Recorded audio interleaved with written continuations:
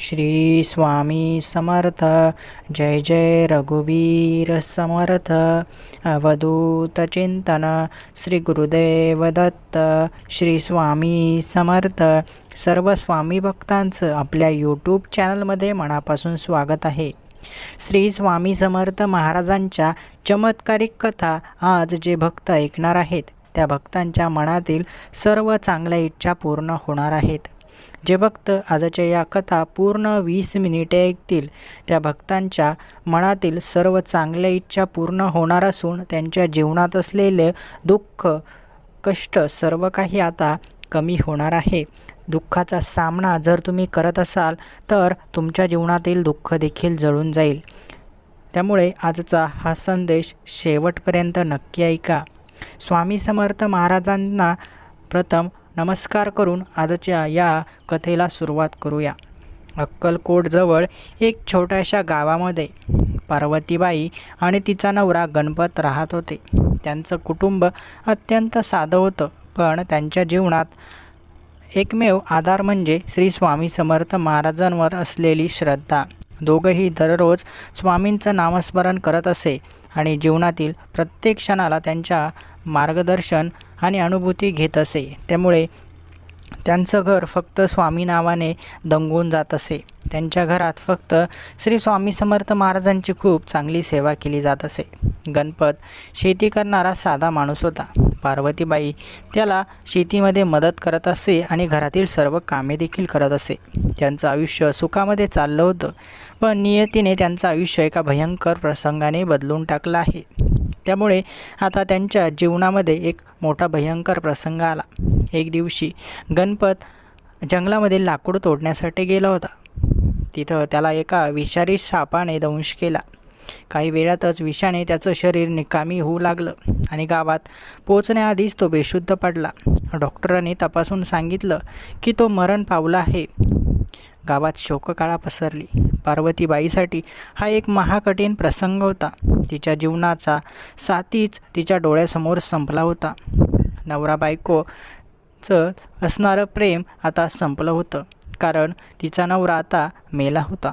पण ती घाबरली नाही, कोसळली नाही. तिच्या डोळ्यात अश्रू होते, पण मनात स्वामी समर्थ महाराजांवरील अढळ विश्वासही होता. त्यामुळे आता तिनं ठरवलं की महाराजांवर असलेला विश्वास आता आपल्याला दाखवायचा आहे.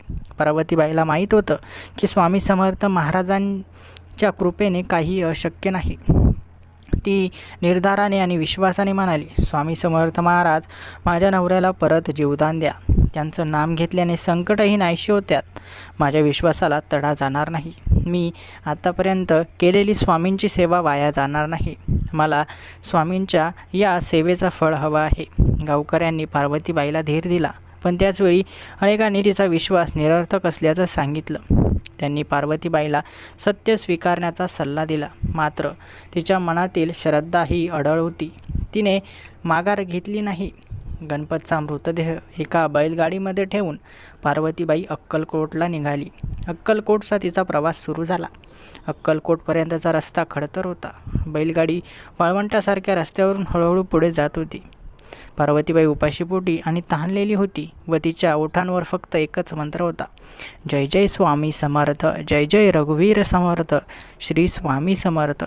तिच्या श्रद्धेने वाटत होते की अनेक लोक प्रभावित झाले आहे. काही लोक तिच्यासोबत सामील झाले, तर काहींना तिला मदतीसाठी अन्न आणि पाणी दिलं. पण पार्वतीबाईने अन्नाचा एक घासही घेतला नाही. ती म्हणाली, माझ्या नवऱ्याला परत जीवदान मिळेपर्यंत मी अन्न पाण्याचा विचार देखील करणार नाही. अशी प्रचंड श्रद्धा आणि विश्वास तिला स्वामींवर होता. अनेक तास प्रवास केल्यानंतर अखेर ती अक्कलकोटला पोचली. स्वामी समर्थ महाराज आपल्या भक्तांमध्ये बसले होते. पार्वतीबाई गडबडीत त्यांच्यासमोर पोचली आणि गणपतच्या मृतदेहासमोर रडत महाराजांना विनंती करू लागली. ती म्हणाली, स्वामी, मी तुम्हाला संपूर्ण विश्वासाने शरण आले आहे. मी तुमची भक्त आहे. मी तुमचीच भक्ती करते आहे. माझ्या नवऱ्याला परत जीवदान द्या. तुमच्या कृपेने मृत्यूलाही परत जीव मिळवून द्या. हेच तुम्ही शक्य करून दाखवू शकता. महाराज, मला तुमच्यावर पूर्ण विश्वास आहे. माझ्या नवऱ्याला जीवदान द्या. महाराज शांतपणे गणपतच्या मृतदेहाकडे पाहत होते. त्यांनी हसत पार्वतीबाईला म्हटलं, बाई, तुझी श्रद्धा खूप मोठी आहे. तुझ्या विश्वासाच्या ताकदीनेच तुझ्या नवऱ्याला परत जीवन मिळणार आहे. महाराजांनी हात उचलून गणपतच्या मृतदेहाला आशीर्वाद दिला. अचानक जे काही घडलं ते तिथे उपस्थित असलेल्या लोकांच्या डोळ्यांवर विश्वास ठेवायला लावणारं होतं. गणपतने हलकेच डोळे उघडले. त्याच्या शरीरात जीव परत आला होता. तो हळूहळू उठला आणि चकित होऊन आजूबाजूला पाहू लागला. गणपतच्या पुनर्जन्माचं दृश्य पाहून संपूर्ण जनसमुदायाने श्री स्वामी समर्थ, जय जय रघुवीर समर्थ असा जयघोष केला. पार्वतीबाईने सर्व स्वामी महाराजांच्या चरणी नतमस्तक होत त्यांचे आभार मानले. ती म्हणाली, स्वामी, तुमच्यामुळेच माझ्या आयुष्याला पुन्हा आधार मिळाला.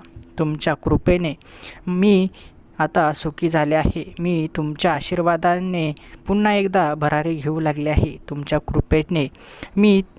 कृपेची जन्मभर ऋणी राहणार आहे. स्वामी महाराजांनी शांतपणे पार्वतीबाईला सांगितलं, तुझी श्रद्धा आणि भक्तीचं हे फळ आहे. संकट नेहमी येतात, पण संकटातून बाहेर पडण्याचं सामर्थ्य तुझ्या श्रद्धेमध्ये असेल.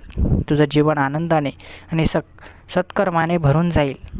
ही कथा आपल्याला शिकवते की श्रद्धा आणि विश्वासाच्या जोरावर कोणतंही अशक्य कार्य साध्य होऊ शकतं.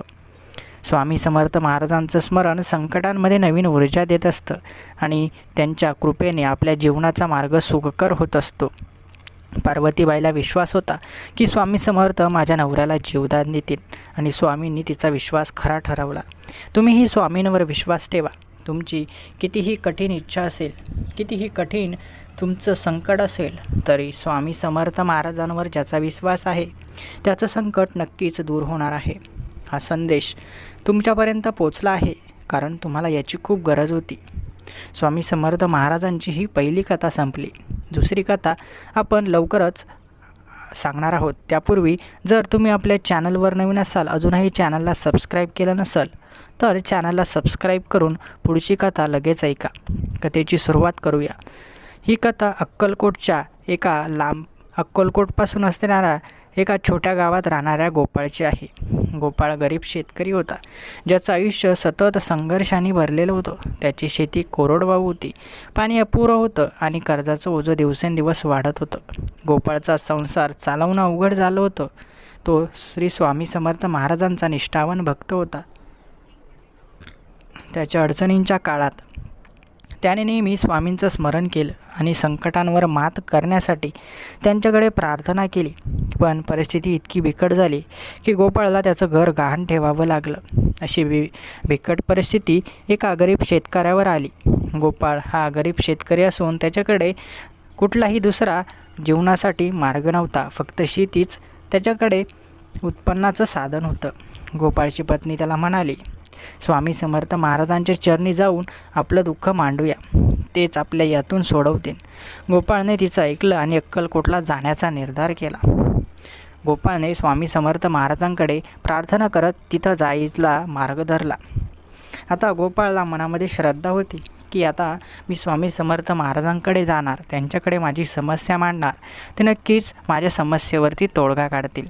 गोपाळ अक्कलकोटला पोचला तेव्हा श्री स्वामी समर्थ महाराज मंदिराच्या दारात भक्तांसोबत बसले होते. त्यांचा दरबार नेहमीप्रमाणे भक्तांनी भरलेला होता. गोपाळ त्यांच्या चरणी नतमस्तक झाला. तो अश्रूने भरलेल्या डोळ्यांनी म्हणाला, स्वामी, माझं जीवन संकटांनी भरलं आहे. माझ्याकडे शेत नांगरायला बैल नाहीत आणि मुलांना खायला अन्न नाही. मी हतबल झालो आहे. तुम्ही मला वाचवू शकता. मला तुमच्यावर पूर्ण विश्वास आहे. मी आणि माझी बायको दोघेही आपली मनापासून भक्ती करतो. मी एवढ्या लांबपर्यंत आपला आशीर्वाद घेण्यासाठी आलो आहे. कृपया मला या संकटातून बाहेर काढा.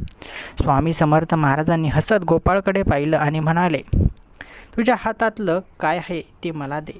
गोपाळ गोंधळला. त्याच्या हातात फक्त एक झाडू खालून उचललेली माती होती. पण स्वामींचं म्हणणं टाळणं त्याला योग्य वाटलं नाही. त्याने ती माती स्वामींच्या चरणावर ठेवली. स्वामी महाराजांनी ती माती त्याच्या हातात घेतली आणि हळूच फुंकर मारली. चमत्कारिकपणे ती माती सोन्याच्या नाण्यांमध्ये बदलली. गोपाळ आणि इतर भक्त ते दृश्य पाहून आश्चर्यचकित झाले. एका मातीपासून स्वामींनी सोनं तयार केलं. मातीतूनही सोनं तयार होईल का, असं कसं झालं असं सर्वच भक्तांना प्रश्न पडला. मात्र स्वामींचा चमत्कार बघून सर्व भक्तांना त्याच्यावर विश्वास बसला. स्वामी महाराज म्हणाले, हे नाणं घे आणि तुझं कर्ज फेड. पण लक्षात ठेव, संपत्ती तात्पुरती असते. श्रमाचं महत्त्व कधीही कमी होत नाही. नेहमी प्रामाणिक राहा आणि इतरांची मदत कर. हे तुला नाणं फक्त तुझं कर्ज फेडण्यासाठी दिलं आहे. तुला श्रम आणि कष्ट करावेच लागणार आहे. त्याशिवाय तुला पर्याय नाही. कारण जर आपल्याला जीवनात मोठं व्हायचं असेल तर कष्टाशिवाय कोणालाच पर्याय नसतो. स्वामींचा आशीर्वाद घेऊन गोपाळने ते नाणं घेतलं.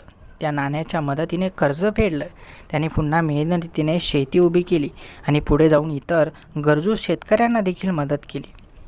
श्रद्धा आणि मेहनतीचं महत्त्व त्याला समजलं. ही कथा आपल्याला शिकवते की श्री स्वामी समर्थ महाराजांची कृपा अशक्य वाटणाऱ्या गोष्टी शक्य करू शकते. पण त्यांनी दिलेले संदेशही तितकेच महत्त्वाचे आहे. कष्टाला पर्याय नाही. स्वामी महाराज भक्तांच्या श्रद्धेचं फळ नक्कीच देतात, पण ते फक्त त्यांनाच जे कष्ट करण्याची तयारी ठेवतात. नेहमी आपण आपल्या संदेशांमध्ये सांगत आलो आहे की कष्टाला पर्याय नाही. आपल्याला फुकट काही मिळत नसतं. प्रत्येक गोष्टीसाठी आपल्याला कष्ट करावेच लागतात. म्हणून नेहमी लक्षात ठेवा, जो भक्त कष्ट करतो त्याला स्वामी नक्की पर्याय दाखवतात. म्हणून कष्टाला पर्याय नसतो. जीवनामध्ये जेव्हा जेव्हा आपल्याला अडचणी येतील तेव्हा तेव्हा आपण स्वामींकडे प्रेरणा घेऊया. स्वामी नेहमी आपल्या भक्तांना मदत करत असतात. जेव्हा सर्व स्वामी भक्त एकच जयघोष करतात, स्वामी नामाचा जयघोष करतात, तेव्हा स्वामी महाराजांना देखील भक्तांकडून अनेक साऱ्या अपेक्षा असतात. स्वामींनाही वाटतं की सर्व भक्तांनी आपली सेवा करावी, आपली भक्ती करावी आणि स्वामींनाही वाटत असतं की सर्व भक्तांचं चांगलं व्हावं. म्हणून स्वामी समर्थ महाराज म्हणतात की प्रत्येक संकटाला जेव्हा तू तोंड देतोस तेव्हा तुझा आत्मविश्वास खूप वाढतो. भिवू नकोस बाळा, मी तुझ्या पाठीशी आहे. माझं फक्त जरी नाव घेतलं तरी तुझ्या मार्गातील सर्व अडथळे दूर होतील. श्री स्वामी समर्थ महाराज ही केवळ प्रार्थना किंवा शब्द नाहीत, तर ती आपल्या हृदयातील एक विश्वास आणि त्याचं प्रतीक आहे. महाराजांचं नाव घेतलं की संकटं कमी होतात आणि आपल्या मनात नवीन ऊर्जा निर्माण होते. नवीन ऊर्जा म्हणजे सकारात्मक ऊर्जा निर्माण होते आणि ही सकारात्मक ऊर्जा आपल्याला जीवनामध्ये पुढे घेऊन जाते. जे भक्त नेहमी सकारात्मक विचार करत असतात त्या भक्तांना कुठलीच अडचण भासवत नाही. कारण जेव्हा आपण चांगले विचार ठेवतो, सकारात्मक विचार ठेवतो, तेव्हा आपल्या जीवनातही चांगल्या गोष्टी, सकारात्मक गोष्टी घडत असतात. स्वामी म्हणतात, आज तू ज्या कथा ऐकल्या आहे त्या कथांमधून तुला काय काय शिकायला मिळालं. पहिली गोष्ट म्हणजे पार्वतीबाईचा जो स्वामींवरती असलेला विश्वास होता, त्या विश्वासाने पार्वतीबाईच्या जीवनाला नवीन वळण दिलं. तिच्या नवऱ्याचा नवीन पुनर्जन्म झाला. त्यानंतर एक गरीब शेतकरी ज्याच्यावर खूप कर्ज झालं होतं, त्या गरीब शेतकऱ्याने स्वामींची भक्ती सोडली नाही, तर विश्वासाने तो पुन्हा स्वामींकडे गेला आणि स्वामींच्या चरणाशी डोकं ठेवून स्वामींनी त्याला आशीर्वाद दिले आणि चमत्कार दाखवला. त्याचंही जीवन चांगलं झालं. आपल्यालाही असंच संकटांनी घेरलं आहे. आपल्याला असं वाटतं की भक्ती सोडून द्यावी, परंतु देव आपला अंत पाहत असतात. आपला अंत पाहिल्यानंतर ते आपली शक्ती, आपण किती प्रयत्न करतो हे सर्व काही आपली परीक्षा बघत असतात आणि त्यानंतर चमत्कार दाखवत असतात. आपल्याला असं वाटत असतं की आता सर्व काही संपलं, परंतु तेथूनच खरी आपली सुरुवात असते. पार्वतीबाईची खरी सुरुवात तिच्या नवऱ्याला पुनर्जन्म मिळाल्यानंतर झाली. म्हणून लक्षात ठेवा, कोणाच्याही जीवनात कधीही कितीही मोठं संकट येऊ शकतं, परंतु त्याला सामोरं जाणं याची शक्ती आपल्याला फक्त स्वामींकडून मिळते. स्वामी म्हणतात, जेव्हा तुझ्या मनात शांतता असेल तेव्हा मी तुझ्या जवळ येईल. संकट तुझं मनोधैर्य वाढवण्यासाठी येत असतात. संकटांना कधीच घाबरू नकोस. संकटांना घाबरण्यापेक्षा संकटांना सांग की माझे परमेश्वर किती मोठे आहेत. तुझं मन शांत आणि समाधानी ठेवलं की स्वामी तुझ्यासाठी मार्ग तयार करत असतात. तुझ्या प्रार्थनेमध्ये जर निष्ठा असेल तर तू नेहमी यशस्वी ठरशील. तुझ्या जीवनात जे काही घडतं आहे त्यामागे काही ना काही कारण आहे. ते कारण शोधायला शिक. स्वामींच्या आजच्या या दिव्य चमत्कारिक कथा ज्या भक्तांनी ऐकल्या आहेत त्यांना समजलंच असेल की स्वामी कशा प्रकारे चमत्कार दाखवत असतात. अनेक भक्तांनी हा संदेश मध्ये सोडून निघून गेले असेल. त्यांनाही स्वामी नेहमी काही ना काही शिकवणी देत असतात.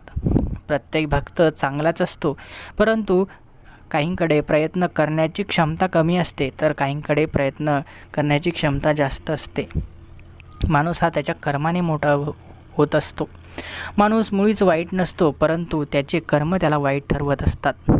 चांगलं वागलं, चांगलं केलं की आपलं चांगलंच होतं हे आपण का विसरतो? का दुसऱ्याचं वाईट करण्यासाठी आपण प्रयत्न करतो? कधी दुसऱ्याचं वाईट करू नका. स्वामी तेच सांगतात, अरे तुला दुसऱ्यांची मदत करायची आहे, ना की तुला दुसऱ्यांचं वाईट करायचं आहे. तुझी प्रार्थना करतो त्या प्रार्थनेमध्ये तुला तेच शिकवलं जातं की कधी कोणाचं वाईट करू नको. जरी तुला कोणाची मदत करता आली नाही तरी चालेल, परंतु कोणाचं वाईट तुझ्या हातून घडू देऊ नको.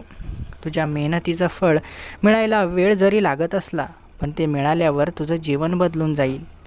तुझ्या हृदयातील भक्ती स्वामींच्या कृपेला आकर्षित करत असते. म्हणून जर तुझ्या हृदयामध्ये भक्ती असेल, मनामध्ये स्वामींबद्दल विश्वास असेल, तर स्वामींची कृपा तुझ्यावर लवकरच होणार आहे. तुझ्या आयुष्यातील प्रत्येक समस्या सोडवण्यासाठी स्वामींनी तुला आशीर्वाद पाठवले आहेत. श्री स्वामी समर्थ जय जय रघुवीर समर्थ या नावामध्ये तेवढी शक्ती आहे की स्वामी समर्थ महाराजांनी आपल्याला काय सांगितलं आहे हे सर्व आपल्याला आठवायला सुरुवात होते. जेव्हा स्वामींचं नाव घेतो तेव्हा या जगामध्ये कुणीतरी आपलं आहे असं वाटत असतं.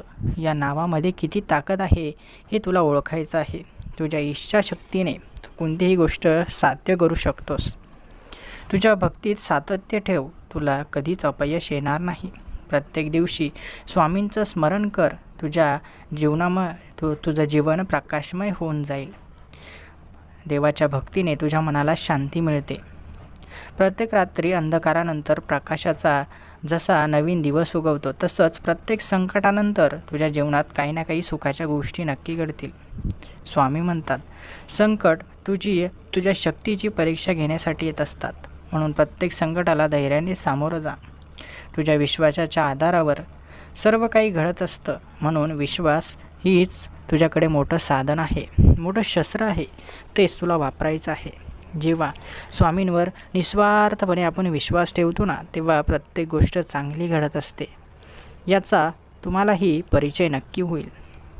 तुझ्या आयुष्यात आनंद टिकवण्यासाठी साधेपणाला प्राधान्य दे. कारण जे साधेपणाने राहतात, भोळ्यापणाने राहतात, ते जीवनामध्ये आनंदी असतात. म्हणून लक्षात ठेव, पैसा कितीही कमाव, परंतु जीवनामध्ये सुख समाधान हवं असेल तर तुला साधं जीवन जगावं लागेल. कारण पैशाने तू फक्त काही साधनसामग्री विकत घेऊ शकतो, परंतु पैशाने तू समाधान विकत घेऊ शकत नाही. स्वामींवर विश्वास ठेव, ते तुझ्या प्रत्येक अडचणी दूर करू शकतात. तुझ्या मेहनतीचं फळ योग्य वेळी तुला स्वामी देणार आहे. तुझ्या आयुष्यात आनंद टिकवण्यासाठी स्वामी प्रयत्न करणार आहेत. देवाचं नाव हृदयामध्ये साठवून ठेवलं की जीवन सुखमय होऊन जातं. स्वामींच्या चरणांवरती डोकं ठेवलं की सर्व काही अलबेल आहे असं वाटत असतं. स्वामी म्हणतात, तुझ्या प्रत्येक प्रार्थनेत विश्वास असला पाहिजे, त्याच्याशिवाय ती फलदायी ठरत नाही. तू कितीही एकटा असला तरी तू घाबरू नकोस, मी तुझ्या पाठीशी असतो. स्वामी म्हणतात, भक्ती ही तुझ्या हृदयाशी शुद्धता आहे, ती टिकवून ठेव. तुझं सुख देवाच्या कृपेचं प्रतीक आहे, त्याला कधीच कमी होऊ देऊ नकोस. स्वामी म्हणतात, जो कोणी माझा भक्त आहे तो नेहमी चांगल्या मार्गावर चालतो. तो कधीच खोटं बोलत नाही, तो नेहमी सत्य बोलतो. प्रेम हाच त्याचा खरा धर्म असतो. संकटांपुढे तो झुकत नाही, कारण तो माझा भक्त असतो. धीराने आणि संयमाने प्रत्येक अडचणीचा सामना कर, मी तुझ्या पाठीशी आहे. स्वामी म्हणतात, श्रद्धा आणि भक्तीचा मार्ग तुला नेहमी चांगल्या ठिकाणी घेऊन जाईल. प्रत्येक सकाळ ही तुझ्यासाठी नवं चैतन्य घेऊन येते. कधीही अशक्य असं काहीच नसतं. तुझी श्रद्धा तुला यशस्वी करेल. जेव्हा तू स्वतःवर विश्वास ठेवतोस तेव्हा देवाचं अस्तित्व तुझ्यात प्रकट होतं. तुझं जीवन देवाच्या मार्गदर्शनाखाली असेल तर तुझं यश निश्चित आहे. जीवनामध्ये कोणी ना कोणी मार्ग दाखवणारा हवाच. महाभारतामध्ये देखील श्रीकृष्णाने अर्जुनाला मार्ग दाखवला होता, तेव्हाच अर्जुन महाभारतातील युद्ध जिंकू शकले. म्हणून आपल्यालाही जीवनात यशस्वी व्हायचं असेल तर आपल्यालाही स्वामींचा आधार असणं गरजेचं आहे. म्हणून आपल्यामध्ये नेहमी स्वामींच्या मार्गदर्शन ऐकायला हवं. आपण नेहमी स्वामींचं मार्गदर्शन जेव्हा ऐकतो तेव्हा आपल्याला संकटांशी लढायला बळ मिळतं. म्हणून या दोन्हीही दिव्य कथा तुमच्या आयुष्यामध्ये चमत्कार घडवून जाणार आहेत. या दिव्य कथा नेहमी आठवणीत ठेवा, त्या तुम्हाला प्रेरणा नक्की देतील. आजच्या या कथा तुम्हाला आवडल्या असतील तर आपल्या व्हिडिओला लाईक नक्की करा आणि अशाच स्वामी संदेश कथा ऐकण्यासाठी आपल्या या भक्तिमय चॅनलला सबस्क्राईब नक्की करा. श्री स्वामी समर्थ. जय जय रघुवीर समर्थ. श्री स्वामी समर्थ. धन्यवाद.